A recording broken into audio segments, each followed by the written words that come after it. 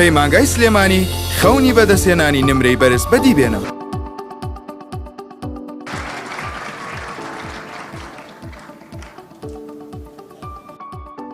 بەنای خۆی گەورەبان من ژی سەڵام محەممەد ئەمین قوتابی لە ئامادەی سەلاحەدینی کوڕان و پەیمانگای سلێمانی لە خولی هاوینە بەشداری مسواز خۆتوانی کۆنرێنەوە حەبەز بێنم ئەو مسواسی مامۆستا بەرزانەکەم هەم لە ئامادەی سەلاحەدینی کوڕان و هەم پەیمانگای سلێمانی بەپێی ئەو دەرزانی کە بۆیان شەرح کردووە و هەموو ئەو شتانی پێیان متوانیمان سوودێکی باشیان لێ وەربگرین.